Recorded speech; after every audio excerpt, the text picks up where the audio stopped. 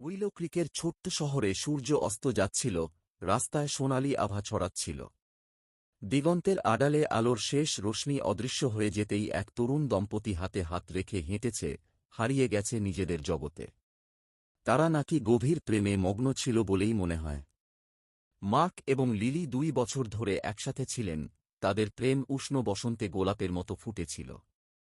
তারা তাদের গভীরতম ভয় থেকে তাদের বন্য স্বপ্ন পর্যন্ত সবকিছু ভাগ করেছে। তারা অবিচ্ছেদ্য ছিল, যতদিন না লিলি একটি কল পেয়েছিল যা সবকিছু বদলে দিয়েছে।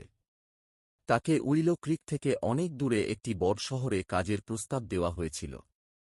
এটি এমন একটি সুযোগ ছিল যা সে হাতছাড়া করতে পারেনি, তবে এর অর্থ হল যে মানুষটিকে সে ভালোবাসত তাকে পিছনে ফেলে।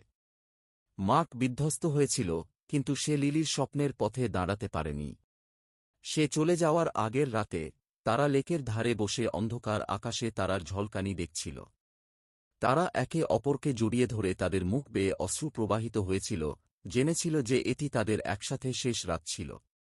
তারা প্রতিশ্রুতি দিয়েছিল যে তারা যোগাযোগ করবে এবং একদিন দেখা করবে। কিন্তু জীবন যেমন হবে, তারা আলাদা হয়ে গেল।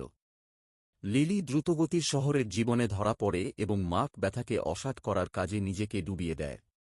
বছর চলে গেল এবং তারা স্পর্শ হারিয়ে ফেলল, একদিন অবধি ভাগ্য তাদের একসাথে ফিরিয়ে আনল। লিলি উইলো ক্রিকে ফিরে এসেছিল, অনুশোচনায় তার হৃদয় ভারাক্রান্ত।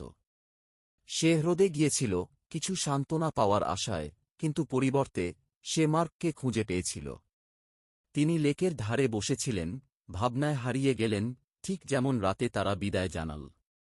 তাদের চোখ মিলল এবং সেই মুহূর্তে সমস্ত ব্যথা, অনুশোচনা এবং আকাঙ্ক্ষা দ্রুত ফিরে এল। তারা দুজনেই জানত যে তারা এখনও একে অপরকে ভালোবাসে, কিন্তু অনেক দেরি হয়ে গেছে। জীবন তাদের বিভিন্ন পথে নিয়ে গিয়েছিল এবং তাদের প্রেমের গল্প শেষ হয়েছিল। সূর্য অস্ত যাওয়ার সাথে সাথে তাদের তিক্ত মিষ্টি পুনর্মিলন। তারা উভয়ই জানত যে তাদের ভালোবাসা চিরকালের জন্য একটি দুঃখজনক স্মৃতি হয়ে থাকবে, একটি সুন্দর কিন্তু দুঃখজনক গল্প যা সর্বদা তাদের হৃদয়ে একটি বিশেষ স্থান ধরে রাখবে।